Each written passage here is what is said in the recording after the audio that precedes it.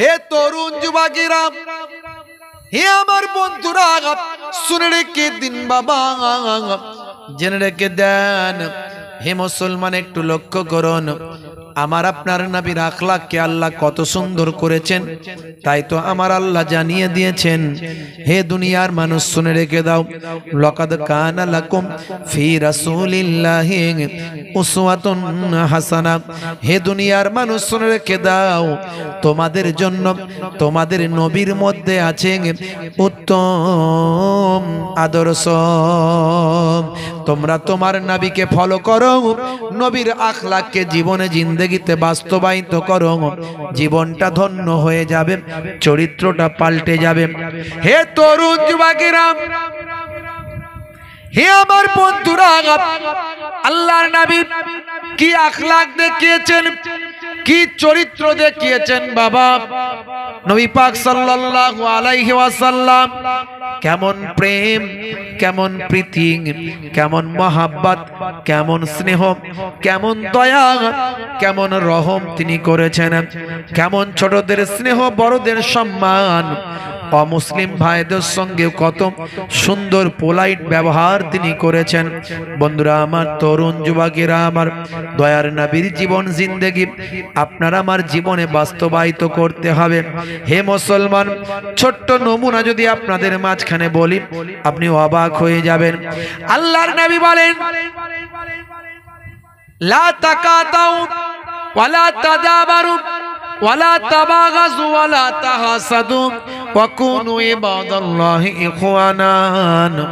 তোমরা একে অপরের থেকে বিচ্ছিন্ন হইও না, একে অপরের পরনিন্দা করো না, একে অপরের প্রতি বিদ্বেষ পোষণ করো না।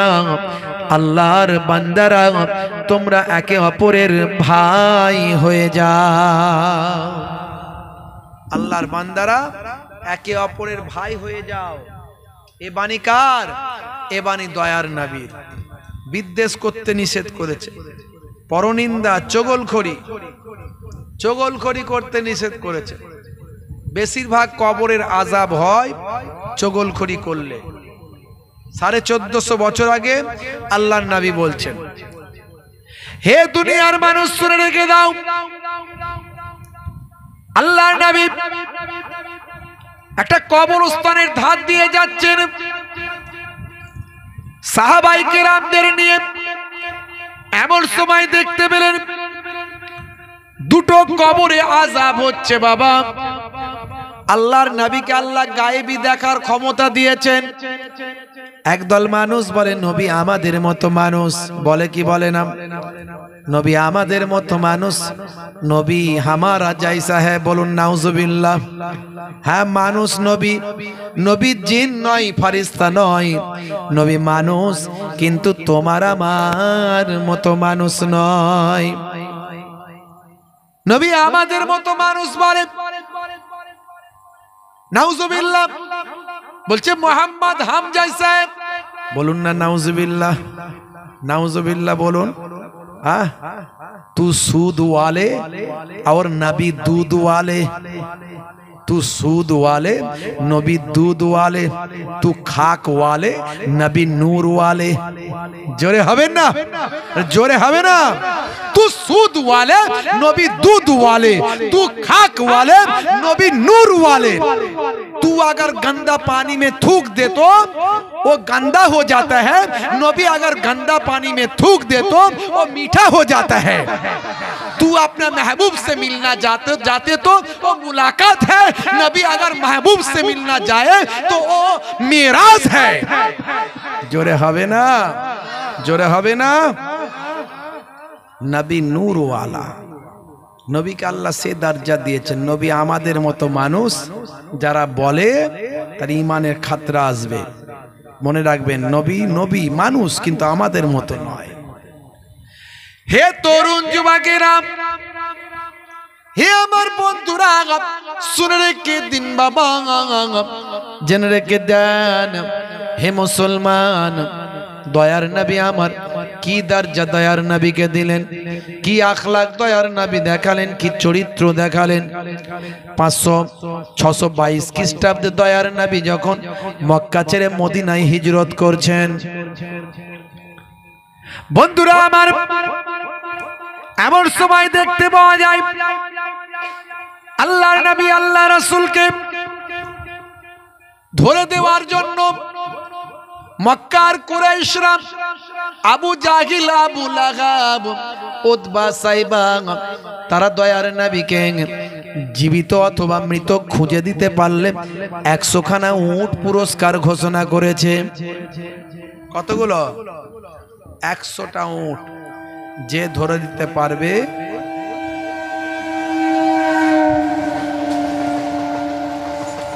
জীবিত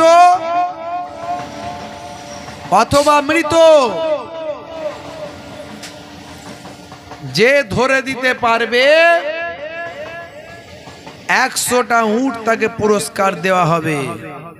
এই ঘোষণা যখন করলো মক্কার পালোয়ানরা, মক্কার বড় বড় যারা সব যোদ্ধা, গোত্র নেতা, তারা সব খোঁজাখুঁজি শুরু করে দিল। আল্লাহর নবী আল্লাহ রাসূলকে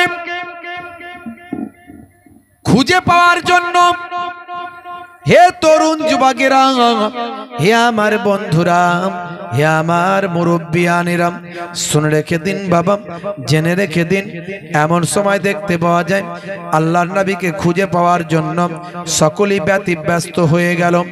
সেই সময় হে তরুণ যুবকেরা, হে আমার মুরব্বিয়ানেরা, মক্কার একজন পালোয়ান বীর যোদ্ধা, নাম তার কি জানেন বাবা? হে তরুণ যুবকেরা, হে আমার বন্ধুরা, এমন সময় মক্কার একজন বীর যোদ্ধা, সে খবরটা যখন জানতে পারল, সেও চিন্তা করলো নবীকে ধরে দিতে পারলে 100টা উট পাওয়া যাবে। এই চিন্তা করে বন্ধুরা আমার, তরুণ যুবকেরা আমার, সেই সময় জালেমদের নেতা ভাইরা আমার, তরুণ যুবকেরা, জালেমদের নেতা কি করলো? বন্ধুরা আমার, তরুণ যুবকেরা আমার, জালেমদের নেতা সেই সময় কি করলো বাবা? সেই মজলিসের ভিতরে অনেকে ছিল, নাম হলো সুরাকা বিন মালিক। এই সুরাকা বিন মালিক চিন্তা করলো, আমি যদি ধরতে যাই তাহলে লোকেরা বুঝতে পেরে যাবে, তাই এমন একটা আবভাব করলো যাতে করে এসব কিছুকে সে পাত্তা দেয় না।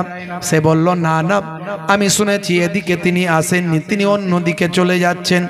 এইভাবে মানুষকে বোকা বানিয়ে ঠকিয়ে দিয়ে পরে সময় মতো কথাবার্তার আলোচনার ফাঁকে টুকটুক করে উঠে চলে গেল।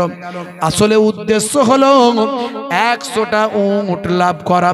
এই চিন্তা ভাবনা নিয়ে 100টা উট পাওয়ার জন্য বাড়িতে গিয়ে যুদ্ধাস্ত্রে সজ্জিত হয়ে বীর পালোয়ান ভাই আমার যোদ্ধা সুরাকা বিন মালিক তার তেজি ঘোড়াটা নিয়ে দ্রুত গতিতে আল্লাহর নবীর দিকে চলতে লাগলো। হে তরুণ যুবকেরা, আল্লাহর নবীর কাছাকাছি যখন পৌঁছে গেল, দয়ার নবী তখন উটের উপর বসে আল্লাহর কোরআন মাজিদ তখন তেলাওয়াত করছেন। দূর থেকে আল্লাহর নবীকে দেখে ফেলেছে সুরাকা বিন মালিক। কাঁধে তার ভাই আমার তীর ধনুক আছে, অসংখ্য বল্লাম আছে, যুদ্ধাস্ত্র অবস্থায় আছে। একজন বীর যোদ্ধা, বীর পালোয়ান বলে কথা। হযরতে আবু বকর সিদ্দিক দয়ার নবীর সঙ্গে আছেন, পথ নির্দেশক দয়ার নবীর সঙ্গে আছেন। হে তরুণ যুবকেরা, হে আমার বন্ধুরা, এমন সময় হযরতে আবু বকর সিদ্দিক বলেন, ইয়া রাসূলুল্লাহ, হাবিবাল্লাহ, সুরাকা বীর পালোয়ান আমার পেছনে আসছে, আমাদের পেছনে। আল্লাহর নবী বললেন, আবু বকর, ভয় পেও না, চিন্তা করো না, ইন্নাল্লাহা মা'না, নিশ্চয় আমার আল্লাহ আমাদের সঙ্গে আছেন। জোরে হবে না? আরেকটু জোরে হবে না?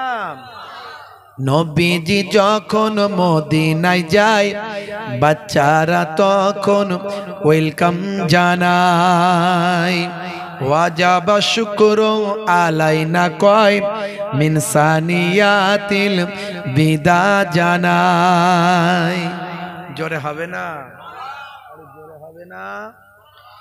মিষ্টি মুখেরি মিষ্টি কথা, কি সুন্দর দেখতে চোখের তারা। সুন্দর মুখেরি সুন্দর কথাতে, কি সুন্দর নবীর এই চেহারা। নবীজি যখন মদিনায় যায়, বাচ্চারা তখন ওয়েলকাম জানায়। ওয়াজাবা শুকরু আলাইনা কয়, মিন সানিয়াতিল বিদা জানায়। আল্লাহুম্মা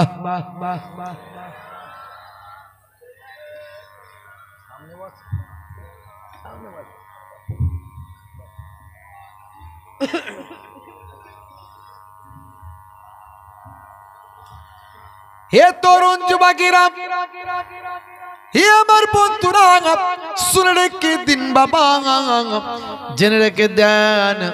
হে মুসলমান, একটু লক্ষ্য করুন, একটুখানি খেয়াল করুন বাবা। এমন সময় কাছাকাছি যখন পৌঁছে গেছে, আমার নবী একটু ইশারা করেছেন। ইশারা করার সঙ্গে সঙ্গে আল্লাহর নবীর ইশারাতে দেখতে পাওয়া যায় সুরাকার ঘোড়াগুলো হাঁটু পর্যন্ত শুকানো জমিনে গেড়ে গেল। সুরাকা তখন চিন্তা করলো, সর্বনাশ সর্বনাশ সর্বনাশ, নিশ্চয় কপালে কোনো মন্দ আছে, কপাল হয়তো খারাপ। তারা কিন্তু ভাগ্য পরীক্ষা করত, তাই তাদের সঙ্গে কিন্তু কিছু তীর থাকতো, যে তীরটাকে তারা টেনে তুললে সেই তীরেতে লেখা থাকতো ভাগ্যে ভালো না মন্দ। তারা এই চিন্তা ভাবনা নিয়ে আরবের মানুষ তীর টেনে ভাগ্য পরীক্ষা করাতে তারা বিশ্বাসী ছিল। সুরাকা চিন্তা করলো, এই রকম ঘটনা কেন ঘটলো, একবার তীরটা টেনে দেখি কি ঘটনা। তীরটা যখন বের করলো, দেখে ভাগ্য খারাপের লেখা তীরটা ভেসে উঠল। হে তরুণ যুবকেরা, সুরাকা বুঝতে পারল এটা নিশ্চয় সেই মক্কার যে নবী দেশ ছেড়ে চলে যাচ্ছেন, এটা তারই অলৌকিক মুজিজা। তখন সুরাকা বুঝতে পেরে বলল, আমাকে ক্ষমা করে দিন প্রফেট মুহাম্মদ সাল্লাল্লাহু আলাইহি ওয়াসাল্লাম, আমি কথা দিচ্ছি আপনার পেছনে আর আমি যাব না, আপনাকে ধরার চেষ্টা আমি আর করব না, 100টা উটের লোভ আমি পরিত্যাগ করব। আল্লাহর নবী ইশারা করলেন, করার সঙ্গে সঙ্গে সুরাকার ঘোড়ার পাটা আবার জমিন থেকে উঠে গেল। হে তরুণ যুবকেরা, হে আমার বন্ধুরা, শুনে রেখে দিন বাবা, জেনে রেখে দেন। হে মুসলমান, একটু লক্ষ্য করুন, এমন সময় দেখতে পাওয়া যায় আবার সুরাকা 100টা উটের লোভ ছাড়তে পারলো না। এই যে লোভ ভয়ঙ্কর জিনিস।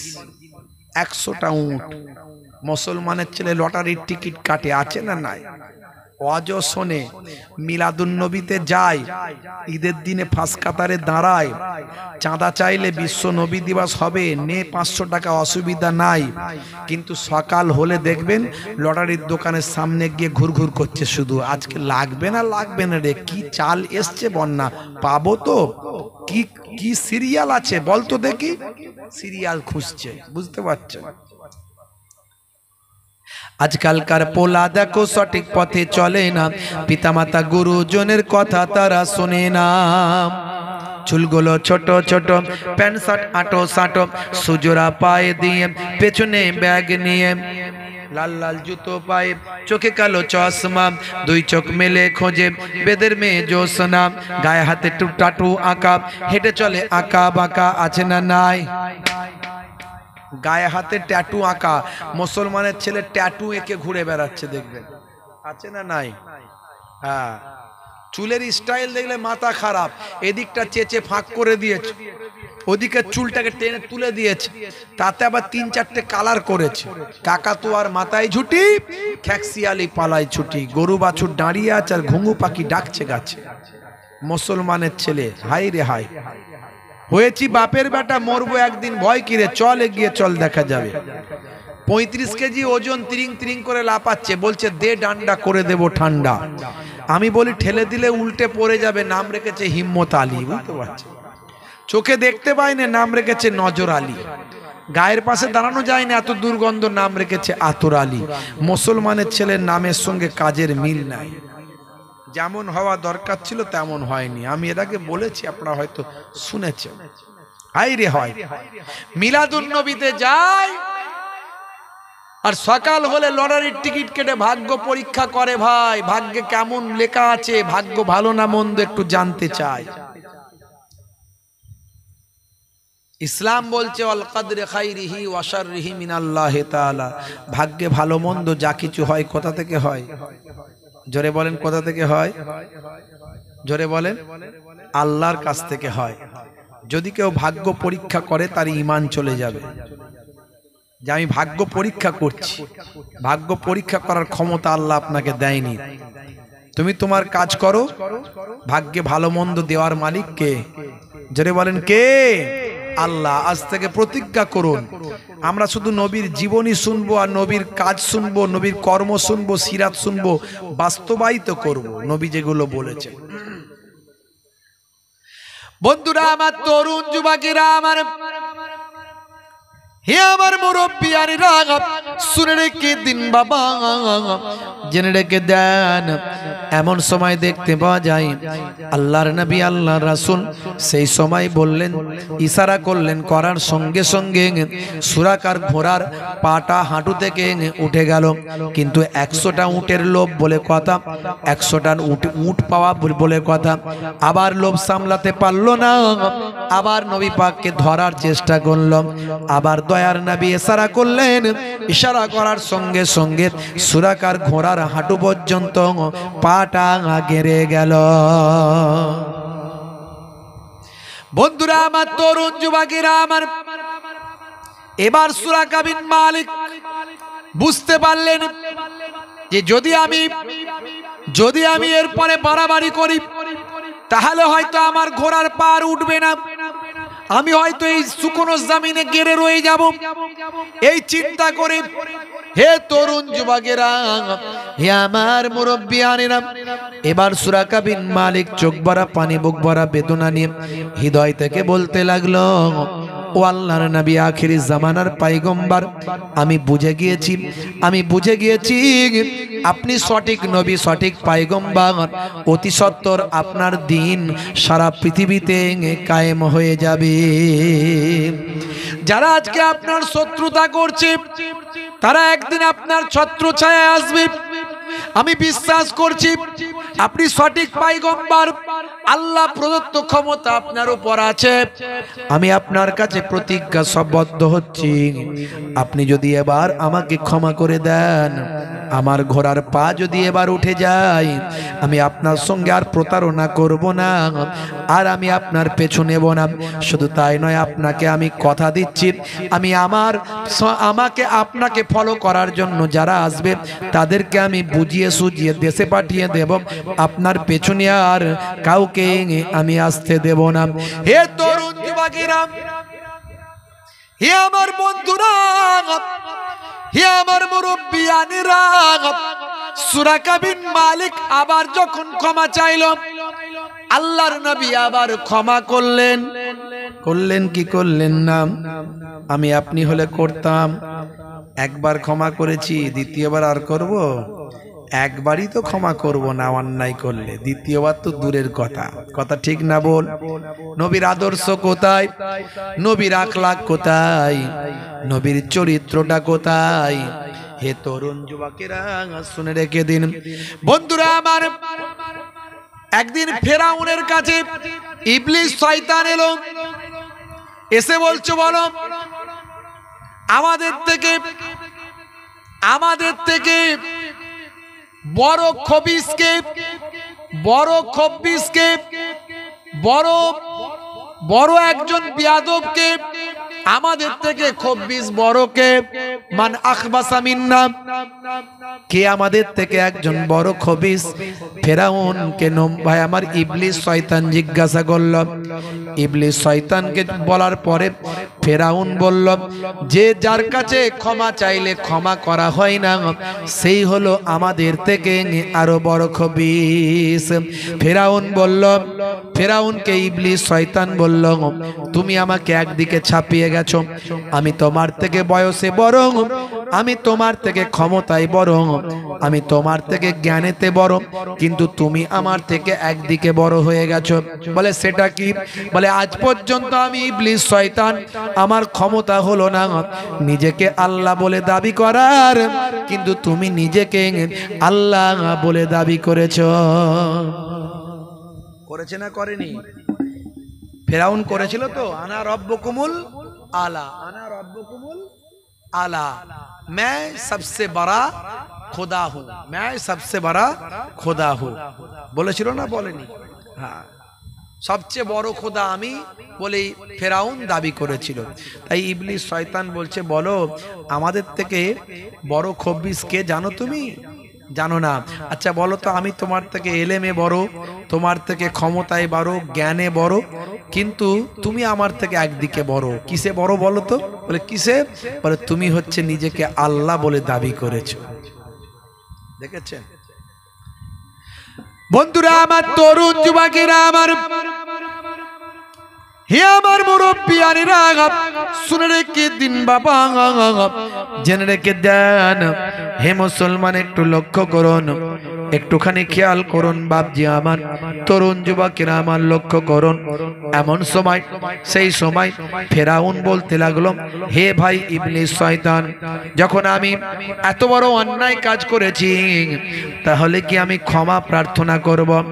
বন্ধুরা আমার, তখন ইবলিস শয়তান বলল, না, তুমি ক্ষমা প্রার্থনা করলে তোমাকে আর লোকে আল্লাহ বলে মানবে না, তোমার স্ট্যাচু জনগণ আর ঘরে ঘরে রাখবে না, তোমাকে প্রভু বলে মানবে না, সবাই মুসার আল্লাহকে আল্লাহ বলে মানবে, তোমাকে আর খোদা বলে মানবে না।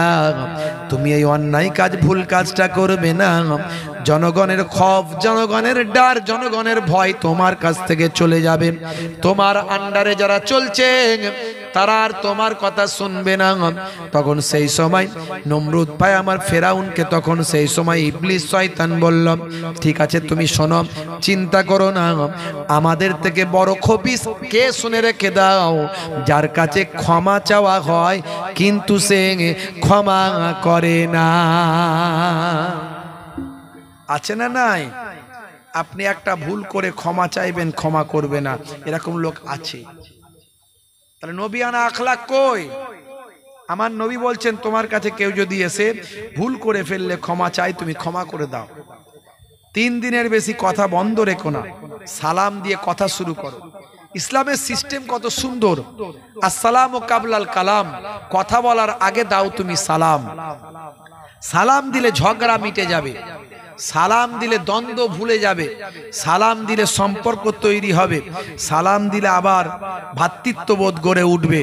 শুধু তাই নয়, শুধু তাই নয়, তোমার উপর আল্লাহর শান্তি বর্ষিত হোক, এর মধ্যেও আছে একটা দারুণ শিক্ষা।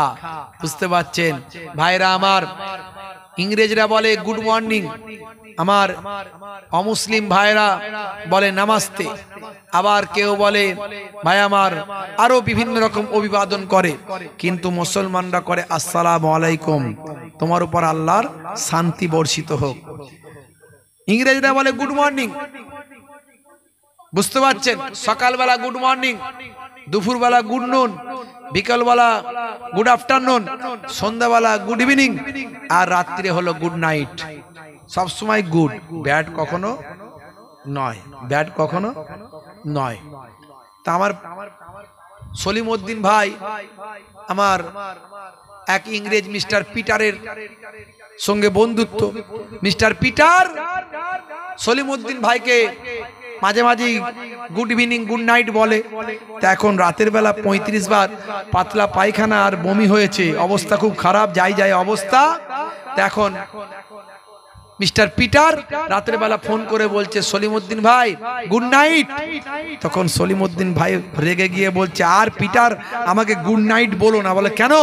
বলে জানো না আমার 35 বার পাতলা পায়খানা আর বমি হয়েছে, এখন হসপিটালে যাচ্ছি, আমার আর গুড আছে না ভাই, আমার এখন ব্যাড। আর ইসলাম শিখিয়েছে তুমি গুড থাকো আর ব্যাড থাকো, যে কোনো অবস্থাতেই বলো আসসালামু আলাইকুম, মানে তোমার উপরে আল্লাহর শান্তি বর্ষিত হোক। জোরে হবে না? গুড থাকলেও শান্তি বর্ষিত হোক, ব্যাড থাকলেও বর্ষিত হোক। আর তুমি ঘুরিয়ে তার উত্তরে কি বলবে? জোরে বলেন ওয়া আলাইকুম আসসালাম, তোমার উপরেও আল্লাহর শান্তি বর্ষিত হোক। কি সুন্দর দোয়া একে অপরকে দেওয়া হলো, কথা ঠিক না ভুল? জোরে বলেন। ইসলামের সব কিছুর মধ্যে বিজ্ঞান বাস্তবতা আছে। আমি এর আগে অনেক আলোচনা করেছি, নতুন আলোচনা আর করব না। আজকে সিরাত এবং মিলাদের মাহফিল, মিলাদ এবং সিরাতের মাহফিল, একটু নবীর আখলাকের কথা বলছি। হে তরুণ যুবকেরা, হে আমার বন্ধুরা, হে আমার মুরব্বিয়ানিরা, শুনে রেখে দিন বাবা, মুসলমান একটু চিন্তা করুন সেই নবীর কি আখলাক। ভাই আমার, দোস্ত আমার, সুরাকা বিন মালিক কয়েকবারই নবীর সঙ্গে বেয়াদবি করেছে, কয়েকবারই নবী আমার তাকে ক্ষমা করেছেন। তৃতীয়বারে আবার যখন নবী ক্ষমা করে দিলেন, তখন সুরাকা বুঝতে পারলেন আহারে এই না হলে পয়গম্বর, কি আখলাক, কি চরিত্র। আমি কয়েকবার অপরাধ করেছি, অন্যায় করেছি, কয়েকবারই ক্ষমা করেছেন, ইনি না নবী হলেন আবার কে নবী হবে? দয়ার নবী বলি তিনি সম্ভব, তিনি বারবার আমাকে ক্ষমা করেছেন, এরপর আমি আর তার সঙ্গে কোনো রকম বেয়াদবি করব না। বন্ধুরা আমার, তরুণ যুবকেরা আমার, এখান থেকে একটা চরম শিক্ষা পাওয়া গেল। নবী আমার একজনকে কয়েকবার ক্ষমা করলেন। আমার আপনার জীবন জিন্দেগি দিয়ে একটু ভাবুন তো দেখি, আমরা কি ক্ষমা করি? কতবার ক্ষমা করি? সামান্য অল্প জায়গার জন্য, সম্পদের জন্য ভাই ভাইকে জেল খাটাই, থানা করি, পুলিশ করি, কোর্ট করি। ভাইরা আমার, হিংসা বিদ্বেষ, সামান্য জিনিস নিয়ে মারপিট, দাঙ্গা হাঙ্গামা করি। হে তরুণ যুবকেরা, দয়ার নবীর আদর্শটা আমাদের মাঝখানে কোথায়? আজকে ভাবুন তো দেখি, পৃথিবী বিখ্যাত বিখ্যাত ব্যক্তিরা, টাইসন, হ্যানুম্যান, Gary Miller, Jennifer, Michael Jackson, ইলিমা দিমাত্রিয়াঙ্ক, পৃথিবীর কত মহান মহান ব্যক্তিরা, তারা বলছেন নবীর আদর্শের মধ্যে জীবনটা শান্তি লাভ করেছি, নবীর আদর্শখানা পেয়েছি, জীবন ধন্য হয়েছে। সেই নবীকে ভালোবেসে, নবীর চরিত্রে মুগ্ধ হয়ে কালেমা খানা পড়ে নিয়েছি। একবারও চিন্তা করুন, আপনাকে কোনোদিন আপনার চরিত্র দেখে, আখলাক দেখে, আপনার কাজ দেখে কেউ কি বলেছে কি সুন্দর তোমার কাজ, কি সুন্দর তোমার আখলাক, কি সুন্দর তোমার চরিত্র? তোমার চরিত্র দেখে, তোমার আখলাক দেখে আমি মুগ্ধ হয়ে গেলাম। আজ পর্যন্ত কি আপনাকে কেউ কোনোদিন বলেছে? কি বলতে পারেন? বলেছে যে আপনার কাজ দেখে আমি মুগ্ধ হলাম, কি সুন্দর আপনার আখলাক, এই আখলাক পেলেন কোথায়? যদি বলতাম এই আখলাক আমার নবীর কাছ থেকে পেয়েছি, সে মুগ্ধ হতো, তাহলে তোমার নবী কত সুন্দর।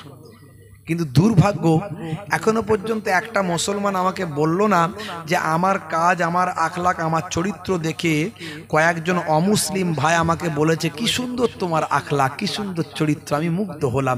এখনো পর্যন্ত কেউ বলল না। বন্ধুরা আমার, তরুণ যুবকেরা আমার, হে আমার মুরব্বিয়ানিরা, দয়ার নবী আমার সেই সময় সুরাকা বিন মালিককে ক্ষমা করলেন। সুরাকা বিন মালিক বললেন, ইয়া রাসূলুল্লাহ ওয়া ইয়া হাবিবাল্লাহ, আমি বুঝতে পেরেছি আপনি নবী না হলে আর কে নবী হবে? আপনার ব্যবহার দেখে আমি মুগ্ধ হয়েছি, আমি বিশ্বাস করি অল্প কিছু দিনের মধ্যে সারা বিশ্বে আপনার ক্ষমতা চলবে, সারা আরবের মানুষ আপনার ধর্ম গ্রহণ করবে, আপনার শিষ্যত্ব গ্রহণ করে নেবে। আল্লাহর নবী বললেন, সুরাকা, ও সুরাকা শুনে রেখে দাও, তোমাকে দেখে আমার মনে হয়েছে যদি পারস্য সম্রাটের পোশাকটা তুমি পরতে। হে তরুণ যুবকেরা, এইটুকু দোয়া শুধু সুরাকার জন্য করলেন নবী আমার। সুরাকার হৃদয়টা বিগলিত হলো। আমি একটা কোথায় একটা গোত্রের নেতা, একটা দলের লিডার, আর কোথায় পারস্যের সম্রাট, তার পোশাক আমার কথা নবী বললেন। সুরাকার হৃদয়টা আনন্দ উদ্ভাসিত হলো, উচ্ছ্বাসিত হলো। এমন সময় তারপরেও তার হৃদয়ে ভয় ঢুকে গেল, আমি এখান থেকে চলে যাওয়ার পরে আবার যদি আমার ঘোড়ার পাটা গেড়ে যায়, জমিন যদি আমার ঘোড়ার পাটা টেনে নেয়, জমিন যদি আমার ঘোড়ার পা না ছাড়ে, তাহলে আমি কেমন করে বাড়ি যাব? আল্লাহর নবীর কাছে আরজু করলো, ইয়া রাসূলুল্লাহ ওয়া ইয়া হাবিবাল্লাহ, আপনি আমার জন্য দোয়া করুন, আপনি আমার জন্য দোয়া করুন, আর একটা সুন্দর করে আপনি লিখে দিন, যাতে করে জমিন না আমাকে আর না টেনে নেয়, আমার ঘোড়ার পা না টেনে নেয়। এই লেখনীটা আপনি লিখে দিন, যাতে করে জমিন যদি আমার ঘোড়ার পাটা টেনে নেয়, আমি ঘোড়ার পাটা, আমি এই লেখনীটা দেখিয়ে জমিনের থেকে মুক্তি লাভ করব। আল্লাহর নবী বললেন, আবু বকর, সুরাকাকে একটা লিখে দাও। বলার সঙ্গে সঙ্গে হযরতে আবু বকর সিদ্দিক রাদিয়াল্লাহু তাআলা আনহু তৎকালীন লেখনী পদ্ধতিতে সুরাকার ঘোড়ার পা যেন জমিন টেনে না নেয়, এই মর্মে একটা লেখাটা দিয়ে দিলেন। সুরাকা বললেন, ইয়া রাসূলুল্লাহ, হাবিবাল্লাহ, সেদিন যদি আসে, আমি আপনার কাছে যদি যাই, আপনি আমাকে চিনতে পারবেন কিনা জানি না। সেদিন আমি আমার এই লেখনীটা আপনাকে দেখিয়ে আপনার সান্নিধ্য গ্রহণ করব। জোরে হবে না? নবীর আখলাক, নবীর চরিত্র, দয়ার নবী কি ব্যবহার দেখিয়েছিলেন। পরবর্তীকালে কথা শেষ করে দিয়ে এটাই, পরবর্তীকালে খলিফায়ে ওমর ফারুক রাদিয়াল্লাহু তাআলা আনহুর জামানাতে তখন সুরাকা কিন্তু ঈমান কবুল করেছিলেন। আল্লাহর নবী যখন ভাই আমার পুনরায় মক্কা জয় করেছিলেন, সুরাকা ঈমান কবুল করেছিলেন, এবং ওই লেখনীটা দেখিয়ে আল্লাহর নবীর কাছে আসার তার শক্তি হয়েছিল। আল্লাহর নবী সুরাকাকে কলেমা পড়িয়ে ঈমান কবুল করিয়েছিলেন। ভাইরা আমার, পরবর্তীকালে খলিফা হযরতে ওমর ফারুক রাদিয়াল্লাহু তাআলা আনহুর জামানাতে এমন সময় যখন পারস্য বিজয় হয়েছিল, হযরতে ওমর ফারুকের জামানাতে এদিকে রোম পর্যন্ত, এদিকে পারস্য পর্যন্ত, একেবারে এদিকে ইতালি পর্যন্ত, এদিকে মিশর পর্যন্ত, সারা পৃথিবীর অর্ধেকটা খলিফা ওমর ফারুকের রাদিয়াল্লাহু তাআলা আনহুর ক্ষমতার মধ্যে চলে এসেছিল। মনে রাখবেন, ইসলাম যুদ্ধের দ্বারাই কায়েম হয়নি, বরং ইসলাম চরিত্রের দ্বারাই কায়েম হয়েছে। আর ইসলাম ধর্মটা আমাদের নবী থেকে নয়। অনেকে বই পুস্তকে লেখেন আমাদের নবী থেকে ইসলাম, না, ভুল তথ্য। ইসলাম এসেছে বাবা আদম আলাইহিস সালাতু ওয়াস সালাম থেকে। আমাদের নবীর জামানার আগে ইসলাম প্রায় ধূলিসাৎ হয়ে গিয়েছিল। গোটা কতক মানুষ ইসলাম মেনে চলত, গোটা কতক মানুষ এক আল্লাহয় বিশ্বাস করত, গোটা কতক মানুষ আসমানি কিতাবে বিশ্বাস করত। ঈসা নবী আসমানে চলে যাওয়ার পর, আমাদের নবী দুনিয়াতে আসার পর, দুনিয়াতে আসা পর্যন্ত এই গ্যাপটা কিছু কম বেশি 500 বছর। এই 500 বছরে কোনো নবী না থাকার কারণে মানুষ দিন ভুলে গিয়েছিল, ইসলাম ভুলে গিয়েছিল, শরিয়ত ভুলে গিয়েছিল। মাত্র কয়েকটা হাতে গোনা সাচ্চা মুসলমান ছিল। মনে রাখবেন, সমস্ত নবীরা ছিলেন মুসলিম। কেউ কেউ বলছে নবীরা ছিলেন ইহুদি, না, ভুল তথ্য। কোরআন মাজিদ খুলুন, প্রত্যেকটা নবীরা, ভাই আমার, অনেক নবীরা বলেছেন আল্লাহ আমাকে মুসলিম হিসাবে আপনি কবুল করে নিন, সেটা কোরআন মাজিদ থেকে প্রমাণ। আর কেউ বলেন যে নবীরা ইহুদি ছিল, না, ইহুদি আর নাসারা এসেছে কবে থেকে? ইহুদি আর নাসারা এসেছে ঈসা নবী থেকে। একদল মানুষ ঈসা নবীকে মেরে ফেলতে চায়, তারা হলো ইহুদি, আর যারা বাঁচাতে চায় তারা হলো নাসারা। ঈসা নবী আমার আপনার নবীর 500 বছর আগে পৃথিবীতে এসেছিলেন। আল্লাহ তাকে 4টে মুজিজা দিয়েছিলেন। কটা? জোরে বলে। 4টে মুজিজা দিয়েছিলেন। ঈসা নবীকে আল্লাহ 4টে মুজিজা দিয়েছিলেন, ক্ষমতা দিয়েছিলেন। তিনি মুর্দাকে জিন্দা করে ফেলতেন। জোরে হবে না? আরে জোরে হবে না? হে তরুণ যুবকেরা, হে আমার বন্ধুরা, শুনে রেখে দিন বাবা, জেনে রেখে দেন, হযরত ঈসা রূহুল্লাহ কোন মৃত ব্যক্তিকে জীবিত করতে পারতেন, মৃত পশু পাখিকে জীবিত করতে পারতেন। কোন কঙ্কালের সামনে গিয়ে যদি তিনি বলতেন এই মুর্দা জিন্দা হয়ে যা, বলার সঙ্গে সঙ্গে জিন্দা জীবিত হয়ে যেত। বন্ধুরা আমার, তরুণ যুবকেরা আমার, একদিন একটা রাস্তা দিয়ে যাচ্ছেন, হযরত ঈসা রূহুল্লাহর সঙ্গে একজন সঙ্গী আছে, একজন সঙ্গীও সঙ্গে আছে। হযরত ঈসা রূহুল্লাহ সঙ্গী যে আছে সে হচ্ছে দুনিয়াদার মানুষ। চট করে নবীরা দুনিয়াদার মানুষকে সঙ্গী করেন না। দেখবেন আলেম ওলামারা তারা যাকে সঙ্গী করেন যেন নামাজি মুসল্লি হয়, তবে তার ভালো লাগবে। সাধারণ মানুষ আলেম ওলামাদের সঙ্গে থাকতে পারবে না, তাদের কাজকর্ম তার পছন্দ হবে না। নবীদের সঙ্গেও সাধারণ মানুষ থাকতে পারবে না, তাই সাধারণ মানুষকে তিনি নিতেন না।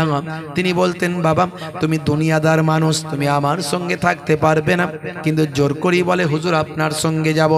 আপনার আল্লাহ অনেক ক্ষমতা দিয়েছেন, মৃতকে জীবিত করতে পারেন, এর শক্তি আমার দেখে আনন্দিত আমি হয়। দুনিয়াদার কিছু মানুষ এরকম রংচং জিনিস দেখলে বড় খুশি হয়, সেরকম সেও কিন্তু বড় খুশি হতো।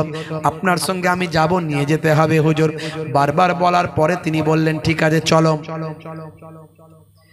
অনেক দূর যাওয়ার পরে দেখেন একটা বিশাল বড় কঙ্কাল পড়ে আছে। দুনিয়াদার মানুষটি বললেন হুজুর এই কঙ্কালটাকে আপনি জীবিত করুন, আমি দেখতে চাই এই কঙ্কালটা আসলে কি। আল্লাহর নবী হযরত ঈসা রূহুল্লাহ বললেন না, আমি যখন তখন যেটা সেটা করিনি, আমার আল্লাহ ক্ষমতা দিয়েছে মানে আমি ক্ষমতার অপব্যবহার করতে পারি না। আমি এই কঙ্কালকে জীবিত করব না, আমার আল্লাহ নারাজ হতে পারেন, এটার জীবিত করার কোনো প্রয়োজন নাই। আমি তখনই জীবিত করি যখন আল্লাহ আমার আল্লাহর নিয়ামতের শুকরিয়া আদা মানুষ করবে। আমার এই ক্ষমতা দেখে মানুষ আমার আল্লাহর নিয়ামতের শুকরিয়া আদা করে আল্লাহর দ্বীনের মধ্যে প্রবেশ করবে। এই প্রয়োজনের খাতিরে আমি তখন জীবিত করি, যখন তখন করার প্রয়োজন হয় না। কিন্তু এই ব্যক্তি এমন নাছোড়বান্দা, সে বলল আপনি পারেন, আমি তার প্রমাণ দেখতে চাই। আপনি এটা হয়তো পারবেন না, বিভিন্ন ভাবে কথাবার্তা বলে হযরতে ঈসা রূহুল্লাহর সঙ্গে বেয়াদবি করতে শুরু করল। হে তরুণ যুবকেরা, হে আমার বন্ধুরা, এমন সময় নিরুপায় হয়ে হযরতে ঈসা রূহুল্লাহকে অপমান করতে লাগলো, তাওহীন করতে লাগলো, নেগলেক্ট করতে লাগলো। এমন সময় হযরতে ঈসা রূহুল্লাহ আমার আল্লাহর ইসমে আজম পড়ে যখন ফুঁক দিলেন আর বললেন এই মুর্দা জিন্দা হোক আর খাড়া হো যা, বলার সঙ্গে সঙ্গে দেখতে পাওয়া যায় ওই কঙ্কালটা একটা বিশাল আকারের বাঘের আকার ধারণ করল। বাঘের আকার ধারণ করে ওই দুনিয়াদার মানুষটিকে হাউ করে কামড়ে শেষ করে দিল, মেরে তাকে হত্যা করে দিয়ে আবার আগের মতো কঙ্কালে পরিণত হয়ে গেল। মুরব্বিয়ানেরা, তরুণ যুবকেরা, হযরত ঈসা রূহুল্লাহকে আল্লাহ ক্ষমতা দিয়েছিলেন, মৃতকে জীবিত করার ক্ষমতা। বন্ধুরা আমার, আর কোন অন্ধ ব্যক্তি যদি ঈসা রূহুল্লাহর কাছে আসতেন, আল্লাহর একত্ববার আল্লাহর ক্ষমতার বহিঃপ্রকাশ ঘটানোর জন্য ওই অন্ধ ব্যক্তির চোখে যখন হাতটা বুলিয়ে দিতেন, আল্লাহর কুদরতি ক্ষমতায় ওই অন্ধ চোখটা ফিরে পেত।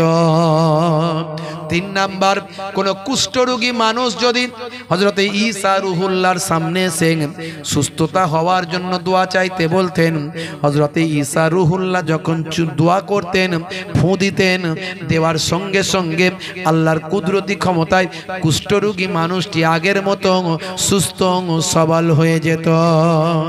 আর 4 নাম্বার হলো কার বাড়িতে কি খাবার আছে, কার বাড়িতে কি রান্না হয়েছে না দেখে না জেনেই অন্য জায়গা থেকে হযরতে ঈসা রুহুল্লাহ বলে দিতে পারতেন।